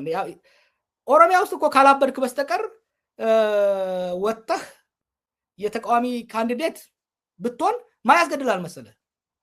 አቤ ባያዘው ራሱ ካንተ ጋር የሚወዳደረው ሰውዬ ወይ የሱ አጎት ልጅ ግንባሬን ይልሃል። አካውንታቢሊቲ ስለሌለ ፍትህ ስለሌለ ፍትህ ብቻ አይደለም እንጂ ስርዓት አልበኝነት ነው ያለው። የፍትህ ጉዳይ አይደለም፣ ስርዓት አልበኝነት ነው ያለው። ድሮ እኮ ማን ይገልሃል? መንግስት ይገልሃል፣ መንግስት ያስራል።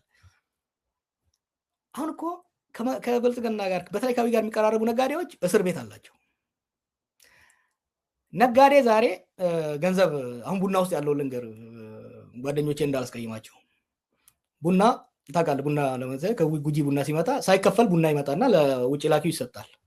ውጭ ላኪው ገንዘቡን ለሆነ ቦታ ይውላል። አንተ ገንዘብ ብትጠይቀው ዋ ይልሃል፣ ትታሰራለህ። ገንዘብ ላለመክፈል ሀብታሙ ነጋዴ ዋናው ትልቁ ነጋዴ ትንሹን ነጋዴ ያሳስራል፣ ቶርቸር ያስደርገዋል። በመንግስት አይደለም እኮ አንድ አብሮ ያለ ኮማንደር ጋር መደወል የመከላከያ ሰዎች በነገራችን ላይ አብይ ማንን ይዞ ወደ ጦርነት ለመሄድ እንዳሰበ ራሱ አይገባኝም። የመከላከያ ጀነራሎች በጣም ጥቂት ናቸው ዛሬ ወታደር የሆኑት፣ አብዛኞቹ ነጋዴዎች ናቸው። እንደምታውቀው ኢትዮጵያ ውስጥ የዓለም ወርቅ ዋጋ በጣም ከመጨመሩ የተነሳ ጎልድ ረሽ እየተካሄደ ነው። ጀነራሎቻችን አብዛኞቹ የወርቅ ነጋዴዎች ናቸው። ከዛ የተቀሩት የስኳር ነጋዴዎች ናቸው። ሲሚንቶ አሁን ረክሷል። ከነጋዴ ጋር ተባብረው ነው እየሰሩ ያሉት። እነዚህ ሰዎች ስርዓት አልበኛ የመንግስትን ሳይሆን የአብይን ዓላማ ብቻ ሳይሆን የግል ዓላማን ለማራመድ ድራሽን ያጠፋዋል። ከዚህ የተነሳ ስርዓት አልበኝነቱ በጣም ከፋ ስለሆነ ምርጫ ውስጥ እንደ ፓርቲ አመራር የኔን ደጋፊዎችና የፓርቲን አባላት ወደ ምርጫ አስገብቼ ወደ አርሲ፣ ወደ ሐረርጌ፣ ወደ ወለጋ፣ ወደ ምዕራብ ሸዋ መላክ የንጹሃን ዜጎችን ለአላስፈላጊና ለተራ ዱርዬዎች እንዲገደሉ አሳልፎ መስጠት ነው። ስለዚህ ይሄ ማለት የሰላማዊ ትግል አብኑ ተዘግቷል ማለት ነው ወይስ ሌሎች ስልቶችን መጠቀም ከምርጫ ውጭ ያሉ ሌሎች ስልቶችን መጠቀም ነው? ምርጫ ምንም አያዋጣም። አሁን ምርጫ አያዋጣም፣ ግን ሌሎች ህዝባዊ እምቢተኝነት እኔ አሁንም ተስፋ የማደርገው ከትጥቅ ትግሉ የበለጠ የትጥቅ ትግሉን ማጣጣል አንችልም ዜር በቃ ከእንግዲህ ፋክት የኢትዮጵያን ችግር ለመፍታት አማጽያኑን በማጣጣል ምንም የምታመጣው ነገር የለም ዜር ግን የህዝባዊ ትግሉ ህዝባዊ እምቢተኝነት መጠናከር ስርዓቱን ለማስገደድም ሆነ አማጽያኑም ራሱ ተገደው ወደ ውይይት እንዲመጡ ለማድረግ የህዝባዊ እምቢተኝነት የሰላማዊ ትግል ስልት በጣም ወሳኝ ነው። ሶ ስቲል የኦፌኮ አባል ነህ አንተ? አዎ አባል ነኝ። ኦኬ ሶ ኦፌኮ ምርጫ ውስጥ ላለመሰረዝ ብሎ የተወሰኑ እጩዎቹን በቃ ላለመሰረዝ ዲክሌርድ እኮ ነው ያው አውርተንበትም ነበርና ላለመሰረዝ ብሎ ይሄን ማድረጉ ምርጫ በዚህ ደረጃ በተዘጋበት ወቅት ትክክል ነው ወይ? ስርዓቱ ሰምብለንስ ኦፍ የፖለቲካ ትግል የሚካሄድበት መንገድ እንዳለ የሚያስመስል አይሆንም ወይ? ለምን ይሄ ምርጫ ተወሰደ? በግልጽ አድርገነዋል። ይህንን በግልጽ ያደረግነው ኦፌኮ እንደምታውቀው ለኦልሞስት 30 ዓመት ምርጫ ውስጥ ሲሳተፍ የነበረ ፓርቲ ነው።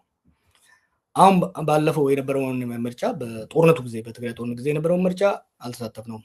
አሁን ላይ ግን መሰረዝ አንፈልግም። ምክንያቱም በህገ ማዕቀፍ ውስጥ መቆየት የሚጠቅመን ነገር አለ። እሱ ነው ጥያቄ። ምንድነው የሚጠቅመው? ለምናደርጋቸው የዲፕሎማሲ ስራዎች፣ ለምናደርጋቸው ማህበራዊ ስራዎች፣ ወደፊት ለምናቀዳቸው ስራዎች በህግ ማዕቀፍ ውስጥ መቆየት ይጠቅመናል። የኛ አሰስመንት ነው። ዝርዝር ውስጥ አስገባኝ የሚጠቅመን ነገር አለው። ካልኩሌሽን አለን እኛ። ስለዚህ በዛ መቆየት አለብን። ይህን ስናደርግም ግልጽ አድርገን እኛ ምርጫ ውስጥ የይስሙላ ተሳትፎ እንጂ ምርጫ በተለይ የኛ ትልቁ ኮንስቲትንሲ እንደምታውቀው ኦሮሚያ ነው። ኦሮሚያስ ካንዲዴት አይኖረንም የለንም። አማራ ክልልም አይኖርም። ከዚህ የተነሳ የተወሰኑ ሰዎችን በአዲስ አበባ እና በአዲስ አበባ እናሳትፋለን። ከዛ ያለፈ የምናደርገው ነገር የለም። ይሄንን ግልጽ ለማድረግ ራሳችንን ላለመሰረዝ ለመከላከል፣ ነገር ግን ምርጫ የሚባል ነገር ምርጫ ለማካሄድ የአስቻይ ሁኔታ አለመኖሩን ደግሞ በግልጽ እያሳወቅን ማለት ነው። እሺ ወደ መጨረሻ ጥያቄዎች ይደርሻሉ። ህዝባዊ እምቢተኝነትን በተመለከተ ቅድም ስላነሳህ ያ ደግሞ የሚጠራው አንድ ጥያቄ አለ። እሱም ህዝባዊ እምቢተኝነትን ውጤታማ ለማድረግ በበርካታ የሀገሪቱ ክፍሎች ቢያንስ ይሄ መደረግ ስላለበትም የሀገሪቱ ወደፊትም ይሄንን ግድ ስለሚል እዚህ ከአንተም ጋር ባለፈውም ከአቶ ገዱም አንተም እዚህ ሪዮት ላይ ቀርባችሁም አንስተነዋል። በተለያዩ ሌሎች አጋጣሚዎችም ተነጋግረንበት የነበረ ነገር ነው ከአንተም ጋር ከሌሎችም ጋር እና ባለፈው ይሄ የፖለቲካ ኃይሎች መቀራረብ በተመለከተ ስጠይቅህ ሙዴ ጥሩ ነው ብለህ ነበረ እና ከዛ በኋላ ምን አረጋችሁ? ምን ሰራችሁ? ወይስ ጉድ አንድ ሰሞን ነው አርጋችሁት ቀራችሁ? አንድ ሰሞን አይደለም፣ አንድ ሰሞን አይደለም። ለሁለት ምክንያት፣ አንድ በችኮላ የሚደረግ ሰርገኛ መጣበር በሪጋንደሱ ወይ ደግሞ ቶሎ ቶሎ ቤት እንዲሆንም አንፈልግም። የጀመርነው ኢኒሼቲቭ አለ። ያን ኢኒሼቲቭ አጠናክረን እየቀጠልንበት ነው ያለ ነው። እየቀጠላችሁበት ነው ወይ ነው ጥያቄው? እሺ እየቀጠልንበት ነው ያለ ነው። ብዙ ለውጦች አሉ።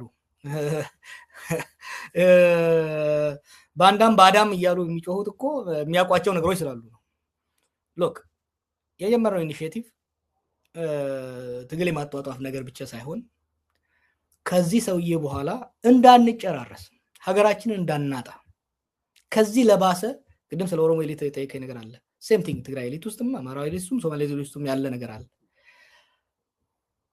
እስከዛሬ የሚደረጉ ትግሎች ለውጥ ማምጣት ላይ ብቻ ያነጣጠሩ ነበሩ። ለውጥን ማሳካት ላይ፣ ለውጥን ማስተዳደር፣ ትራንዚሽናል ማኔጅመንት ላይ ብዙ ጊዜ ስራ አልሰራንም። አሁን ጊዜ ወስደን እየሰራን ያለ ነው። ይሄ እየበሰለ እንዲሄድ እየሰራ ነው። ኦፍ ኮርስ ይሄን ስራ ስትሰራ አንተ የምትሰራው ብቻ አይደለም፣ ባላንጣ ስርዓቱ የሚሰራው ነገር አለ። አሁን ቅድም በስፋት የወያየናቸው ባለፈው እኔ አንተና ዶክተር ገዱ ስናወራ እኮ ይሄ የሚድል ኢስት ጉዳይ የዚህን ያህል አፍጥጦ አልመጣም። ይሄ ኢምፓክት ያደርጋል የምንሰራውን ስራ። ካልኩሌት ማድረግ አለብን። we have to go back to the drawing board and recalibrate what we want to do እና እሱን ነው እየሰራን ያለ ነው። ግን I'm still confident, I'm still positive about it። እሺ ሶ በመጨረሻ ምንድነው ያው በተለያዩ መንገዶች ስትጽፍም ሰው ሁኔታዎች እንዲመለከት ደጋግመህ ስታስታውስም ስለምናነብ አሁን እስካሁን ድረስ በዚህ ውይይት የተነጋገርንባቸው ነገሮች በሙሉ ከግምት አስገብተን በኢትዮጵያ ያለው የፖለቲካል ኮሚኒቲ ምን ላይ ነው የበለጠ ትኩረት እንዲያደርግ የምትፈልገው? ምንድነው እንዳይስተው የምትፈልገው ነጥብ? እንደመጨረሻ በሱ እናጠቃልል የዛሬ ውይይታችንን። ምንድነው የሚያሳስቡ? ሰው አልተገነዘበውም ወይም የበለጠ ትኩረት አልሰጠውም ብለህ የምታስበው? ተገንዝቦታል። ጅስት ብቻ እንድናስታውስ አብይ በጣም በጣም አደገኛና መሰሪ በጣም በመጥፎ ጊዜ ፈጣሪ ምን እንደበደል ነው ራሱ አላውቅም። በመጥፎ ጊዜ የመጣብን መጥፎ መሪ ነው። መጥፎ ጊዜ ምንድነው? በዓለም አቀፍ ደረጃ የፓክስ አሜሪካና በአሜሪካ የበላይነት ስር ተመስርቶ የነበረው ግሎባል የዓለም አቀፍ ስርዓት እየተፈረካከሰ ባለበት በአካባቢያችን የበቀሉ የማከለኛ አቅም ያላቸው መንግስታት ደግሞ በጣም በከፍተኛ አግሬሽን በከፍተኛ አቅም አካባቢያችንን ለመቀራመት በሚያደርጉበት ጊዜ ላይ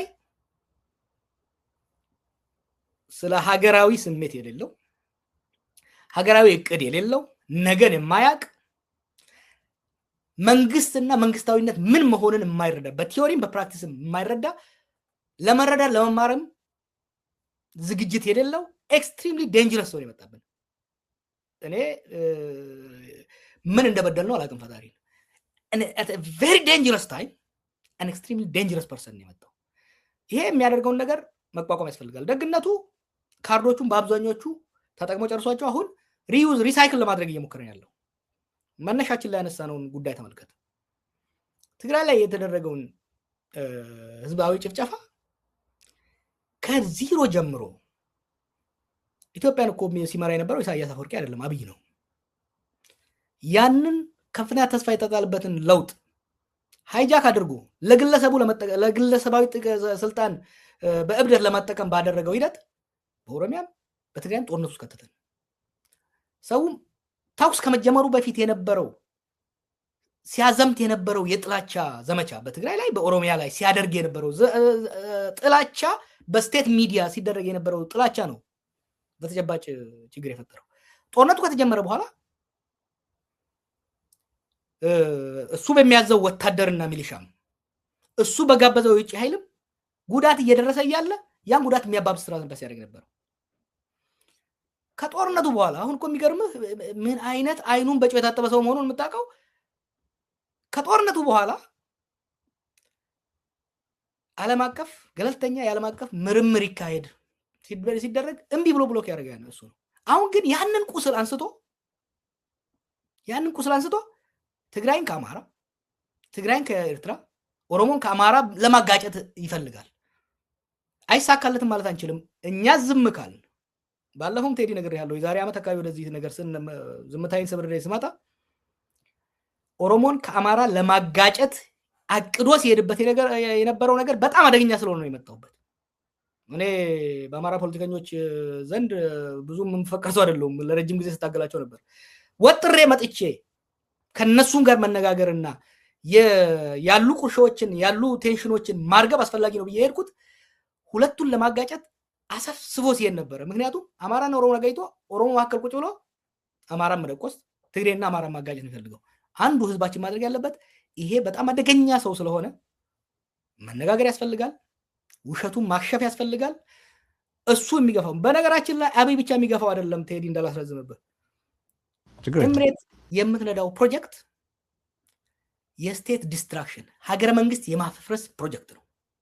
ይሄን የምታደርገው ደግሞ የሚጠቅማት ከነን ስቴት አክተሮች ጋር ሉዓላዊነት ከሌላቸው አመራሮች፣ ጀነራሎች፣ አበጋዞች ጋር በመደራደር መዝረፍ ነው የሚመቻት። የአብይ ከፋፍለ ግዛ መሰሪ አካሄድና የኤሚሬት ፕላን ተመጋጋቢ ነው። ለዚህ ነው ሸሪክ የሆኑት። ይሄን ለማፍረስ የሀገራችን ልሂቃኖች በነገራችን ላይ አንድ ልጀምር ከህወሓት ጋር ተጣልተው የወጡ የትግራይ ሊቆች አሉ። ኮንሰርናቸውን አንደርስታንድ አደርጋለሁ። but be careful what you are digging። ለትግራይ ህዝብ ላይ በጣም መጥፎ የሆነ ነገር ሊያመጡ ይችላሉ። ከህወሓት ጋር የሚደረግ ትግል I'm fine። ህወሓትን በመታገል ነው ትርሴን የነቀልኩት። ነገር ግን አብይ ሌላ ጦርነት ከትግራይ ጋር እንዲገባ የሚገፋ ነገር ትግራይን የባሰ የሚያደቁስ ኢትዮጵያን የባሰ የሚያፈርስ መሆኑን አውቀው መጠንቀቅ አለባቸው።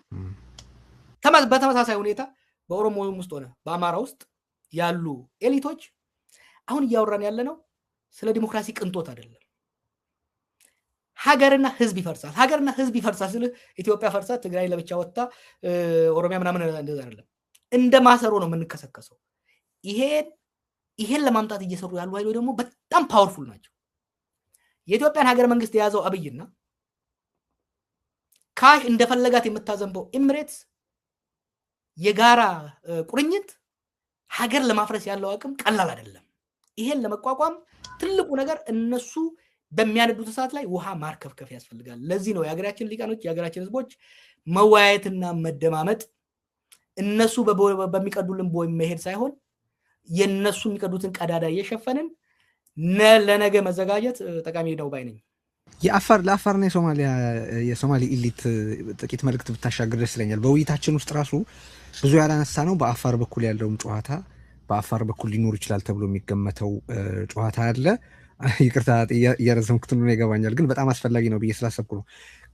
ከህብረት በልሂቃን መሀል በሚፈጠር ግጭት ውስጥ ደግሞ አብይ ሌላ የሚሞክረው ነገር በኦሮሚያና ማለት በኦሮሞና በሶማሌ መካከል ወይ በኦሮሚያና በሶማሌ ክልሎች መካከል ዘግናኝ ግጭት እንዲፈጠር መሞከር ነው። ፓርላማ ላይ በተለያየ ጊዜ የተናገራቸው ነው ነገሮች እናስባለን እና ለነሱም ልሂቃን መልእክት ብታስተላልፍ እወዳለሁ።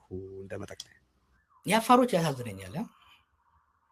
ያንን ህዝብ እርስ በርሱ እንዲዋጋ የሚያደርጉት ነገር እኔ ሄጄ አይቼዋለሁ። አካባቢ ከፍተኛ የፈጣሪ ተሰጥኦ ያለው ከፍተኛ የጨው ክምችት ያለው ግን ያን እያለው ራሱ አትሊስት ባለፈው ዩሱፍ ያሲንን ሳዋራው ነበር። በደርግ ጊዜ አትሊስት ከዛ ጨው ልጆቻቸው ስኮላርሺፕ አግኝተው አሰብ ሌላ ቦታ ሄደው ይማሩ ነበር። በህወሓት ጊዜ ከጀነራሎቹ ጋር የተያዙ ሰዎች ያን ጨው እየዘረፉ ቆዩ። አሁን ደግሞ ከአብይ ጋር የተመሳደቁ ባለሀብቶች እና ደላሎች ይዘርፏቸዋል። የአፋር ወጣት ግን ፈጣሪ በሰጠው የጨው ገቢ ከመማርና ከድህነት ከበረሃ ከመላቀቅ ይልቅ ለጦርነት እንዲዘጋጅ ያደርጉታል። this is ridiculous። ስለዚህ ግን ከዛም ይሰፋል አይደል ነገሩ። ለምሳሌ የጅቡቲ መንግስት ጥቃት ይፈጽማል፣ የኤርትራ ስቴክ አለ እዛ ውስጥ ይባላል። ያው የአብይም የእንቅስቃሴ እዛ ውስጥ አለና ቀጣናዊ ከሆነ ሁኔታ አንፃር በጣም አስከፊ ጦርነት ሊካሄድ የሚችልበት አንዱ ዋና ቦታ እሱ ነው በሚልም ነው ማነሳብ። በጣም የሚደቁ ይሄ አሁን የታሰበው ጦርነት ከመጣ በጣም የሚደቁት አፋር፣ ወሎና ትግራይ ናቸው። ይሄን ህዝብ ማወቅ መቻል አለበት። አንፎርቹኔትሊ ላለፉት ዓመታት የደረጉ ጦርነቶችን በከፍተኛ ሁኔታ የጎዱት ይሄን ነው። ደጋማው ጎጃም፣ ሸዋ፣ ወለጋ ጦርነት ቆያየው አሁን ባለፉት ዓመታት ነው። አሁንም ይሄንን ህዝብ ለጦርነት ለመጋበዝ እየተደረገ ያለው ሎክ አብይ ምን እንደሚያደርግ የጅቡቲን አማጺ ይደግፋል። እዚህ ኡመር ጌሌ ኮስተር ሲልበት ደግሞ ቦታ ሰጥቶ በድሮን ያስደበድባል ህዝብን። እዚህ ጋር ደግሞ በኢሳና በአፋር መካከል ዲኖ ኢሳና አፋር ልዩ ኃይሎች በድሮን እንደተዋጉ you can't believe this። በድሮን ተዋግተዋል እኮ። እኛ ምናየው አብይ ትግራይ በድሮን ሲደበድብ ነው አይደል? አብይ ኦሮሚያ በድሮን ሲደበድብ። ሁለት የኦሮሚያ ክልሎች የኢትዮጵያ ክልሎች አፋርና ሶማሌ በድሮን ተዋግተዋል። ኢትዮጵያ መከላከያ ያዛያል። ኢትዮጵያ መከላከያ ማክሸፍ ሲችል እንደዚህ ያደርጉታል። አሁን ባለፈው ጂጂጋ ሲሄድ በየሄደበት መርዝ ነው እየረጨ ሄደው። አሁን ሙስጠፌን ሲወጋው አይተው እንደሆነ 2% ነው የሰራው ነው ያለው። እውነት ለመነጋገር ኢትዮጵያ ውስጥ ካሉ ክልሎች ውስጥ ትንሽ የተሻለ መረጋጋት የነበረበት ትንሽ የልማት ስራ የተሰራው ትንሽ አስተዳደራዊ መንግስታዊ ቅርጽ ያለው የሶማሌ ክልል ነው። ግን ልጁ ትንሽ ከሱ የተሻለ ስራ ስለሰራ በሶማሌ ተወላጆች ናቸው የምታውቀው መርጌሌም አሰንሸክም እነሱ ፊት ለፊት ማሳነስና ማስወርድ ማዋረድ ማክሰስ ነበረበት። ያ ብቻ አይደለም፣ የትራይባል የሶማሌ የክላን ጌም ሁሉ ሲጫወት ነበር እዛ በሚያደርጋቸው ንግግሮች። አንድ ነገር ልጀምርልህ። ልክ ከፕሪቶሪያ ስምምነት ሲደረግ አንድ ሶማሌ ልጅ ሲቀልን ነበር። ይሄ ሰውዬ ጦርነት በቁጥር ነው እየለኮሰ ያለው። ክልል 1 ክልል 2 ክልል 3 ክልል 4 አሁን እኛ ክልል 5 ነን፣ እኛ ጋር እንዳይመጣ ነበር ሲል የነበረውና አሁን እነሱም ጋር እየደረሰ ነው ያለው። ስማርት ሆነው ተጠንቅቀው ሄዱ እንጂ ባለፈው በሶማሊላንድ ጋር ባደረገው የማጭበርበር አደገኛ ጨዋታ የሶማሌ ፓን ሶማሌ ናሽናሊዝምን አስነስቶ ግጭት ለመፍጠር የነበረው እድል ትልቅ ነበር። ከፍተኛ ርብርብ ተደርጎ ከሸፈ እንጂ በኦሮሚያና በሶማሌ መካከል አምኖ ወሪድ ምን መሰለ ባለፈው የደረገው ጦርነት ከዛ በኋላ የሰራናቸው ስራዎች ጥሩ መሰረት አላቸው። ባለፈው አመት ተኩል ኢማጂን ከ2018 ጀምሮ እስከ 2024 አንዲት ነገር አልነበረም በሶማሌና በኦሮሚያ መካከል። ከዛ ወዲህ ያኔ ሰው ሲያስጨበጭፉ የነበሩ የተባረሩ ደህንነቶችን መልሶ ከሞያሌ እስከ ቦርደዴ ነው ሳት የለኮሰው በፓርላማ ላይ ወጥቶ ሲናገር የነበረው ነገር ግን እንደ ሳት አደጋ ሰራተኞች ቦቴ ይዘን እየተከታተል ነው ያለ ነው። እዛ አካባቢ ላይ እናከሽፈዋለን። በአማራና በኦሮሚያም ብዙ መክሯል። በነገራችን ላይ ኦሮሚያስ ፋኖ እንዳቋቋሙ ታውቃለህ አብይ? እኔ የተወለድኩበት አካባቢ ላይ ፋኖ የሚባል ድርጅት አቋቁመው በእምነት ሲያቃጥሉ ነበር፣ ቤት ያቃጥሉ ነበር። ከዛ ስንመረምር የፋኖ መሪ ማን ሆኖ ቢገኝ የመከላከያ ደህንነት አባል የነበረ ሻለቃ አማራም አይደለም ደግሞ እንግዲህ ከዛ ደርሰን ስናጋልጠው ገደሉት ራሳቸው። አርሲ ላይ ሲሞክሩት ወለጋ ላይ ሲሞክሩት የነበረው ነገር በሙሉ የማጋጨት ነው። ደግነቱ ምንድነው? ህዝባችን አሁን ይሄን እየነቃበት ስለመጣ ለመቋቋም ያለን እድል ከቀን ወደ ቀን እየሰፋ ነው። ብዙ ጊዜ አሁን የሚከሱ ነገር አለ ከፋኖ ጋር ሆነ ከወያኔ ጋር ሆነ የስ እኔ ለኦሮሞ ህዝብ መብት ታገልኩ እንጂ የኦሮሞ ህዝብ ከሌላው ህዝብ ጋር ለማጋጨት በኦሮሞ ስም ኦሮሞንም ሌላውንም ብሔር የመበዝበዝ የመግደል የአንድ ሚጢጢ ሀገር ቅጥረኛ ሆኖ ሀገር የማፍረስ ፕሮጀክትን አልደግፍም። እኔ ሀገሬ ከአማራም ጋር ከትግሬም ጋር ከሶማሌም ጋር ከአፋርም ጋር ሼር አደርጋለሁ። የብሔሮች የህዝቦች እኩልነት ተከብሮበት ሼር በሆነ በሂደት ሲስተም ፈጥረን የምንሄድበት ሀገር መመስረት ነው እንጂ የሚፈልገው የኦሮሞን ሆነ የትግሬን ዘራፊ የአማራን ዘራፊ የምደግፍበት ምንም ምክንያት የለኝም። ስለዚህ አሁን የሚገፉትን ነገር ወጥረን ትግላችንን እንቀጥላለን። ወደፊትም ስራችንን የሚቀጥል ይሆናል። በጣም አመሰግናለሁ ጃዋር። እነዚህ መሰሉ ውይይቶች በጣም አስፈላጊ ናቸው።